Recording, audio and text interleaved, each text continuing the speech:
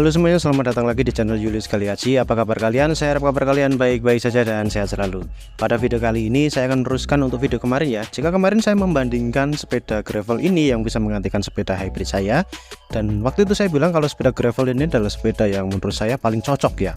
Saya gak akan munafik.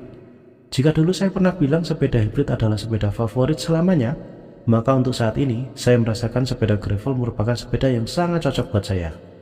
Karena sepeda ini nyaman, kemudian juga untuk kecepatan juga nggak turun jauh daripada sepeda hybrid saya. Nah, ada satu hal yang untuk saya sepeda ini nggak cocok, dan waktu saya mau beli sepeda ini juga saya ragu-ragu. Cuman waktu itu saya langsung kepikiran kalau wah, ini harus saya upgrade nih kalau beli sepeda gravel ini. Dan hal tersebut adalah fork rigidnya. Kalian bisa lihat nih fork rigidnya nih. Fork rigidnya ini bahannya adalah high-tension steel atau besi. Ya bener, besi. Dan ini adalah salah satu yang membuat sepeda ini berat selain dari rak penirnya, karena rak penirnya juga terbuat dari bahan besi juga. Nah, sepeda ini sebenarnya untuk framenya bahannya adalah aluminium alloy 6061. Jadi ya kalau dibandingkan sama besi atau high tension steel, ini sebenarnya lebih ringan untuk framenya ya. Nah, kalau bentuk dari fork rigidnya ini sebenarnya kalau bahannya steel, tapi kalau misalkan bentuknya itu sesuai dari framenya ya, jadi kalian bisa lihat nih bentuknya di pangkal dari forknya ini, antara fork dengan steer tube-nya itu bagus bentuknya dan sesuai dengan bentuk framenya. Ini pasti langsung deh nggak ada pikiran untuk upgrade. Cuman waktu itu saya mau beli itu langsung wah, ini harus saya upgrade nih, harus saya belikan fork bahannya aluminium alloy atau kalau perlu sekalian fork yang bahannya karbon.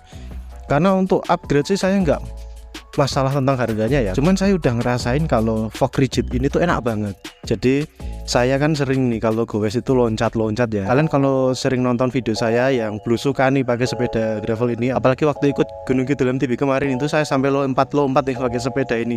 Jadi sepeda ini memang tahan banting untuk forknya. Pertimbangan saya adalah saya pakai untuk lompat-lompat, kemudian juga dipakai untuk jalanan yang kasar. Karena keawetan atau ketahanan dari fork ini, maka saya sekarang kok lebih sayang kalau mau diganti ya.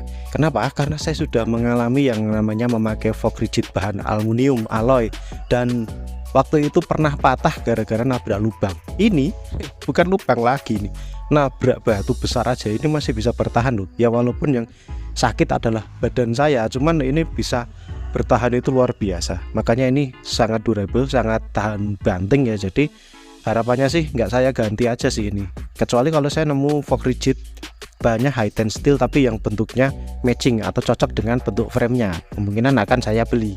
Apakah nggak nyoba custom? Nah, kalau ditanya apa nggak nyoba custom, itu sebenarnya saya ragu untuk custom, soalnya ada banyak kasus di teman-teman yang lain itu yang udah custom ternyata bentuk dari mounting disc brake-nya nggak sesuai, kemudian juga baru dipakai berapa lama udah patah forknya atau udah bengkok. Nah, makanya saya tetap pakai yang ini aja, walaupun bentuknya kalau dilihat dari samping ya nggak matching kayak gini, tapi yang penting adalah performanya kalau saya, jadi bukan penampilannya. Kalau penampilan itu oke lah, nomor sekian aja lah. Yang penting buat saya itu enak digoesnya, nyaman gitu, nggak gampang rusak, udah itu bonus banget itu.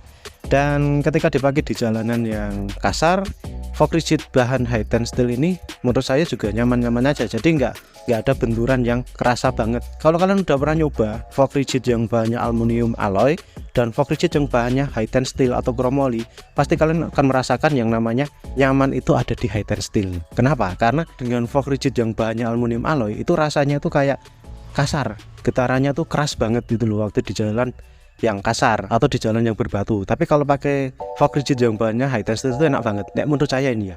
Jadi kalau misalkan menurut kalian berbeda, oke lah, nggak apa-apa. Tapi kalau menurut saya itu lebih enak kalau menggunakan fork rigid bahan high tension steel. Jadi alasannya itu ya, kenapa kok nggak tak ganti aja ini fork yang bentuknya itu aneh ya. Jadi kemarin banyak yang bilang ini fork rigidnya tuh nggak matching, fork rigidnya tuh aneh bentuknya, nggak sesuai dengan framenya, atau malah downgrade ini bentuknya kayak gini. Nah, ini sebenarnya selera aja sih. Kalau saya nggak mempermasalahkan tentang bentuk, tentang penampilannya, tapi itu tadi performanya.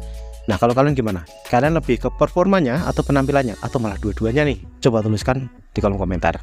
Oke teman-teman, jadi kalau kalian menggunakan sepeda Elemen versi 38 atau sepeda murah lainnya yang framenya aluminium alloy, kemudian forknya bahannya high tension steel, dan bentuknya itu nggak matching kayak gini, kalian bisa pertimbangkan untuk ganti, bisa menggunakan aluminium alloy atau fork bahan karbon. Cuman kalau kalian memaksimalkan di jalanan yang kasar atau jalanan yang berbatu, yang harus loncat-loncat, melewatin lubang atau nabrak lubang sekalian, maka saya sarankan untuk menggunakan fork high tension steel.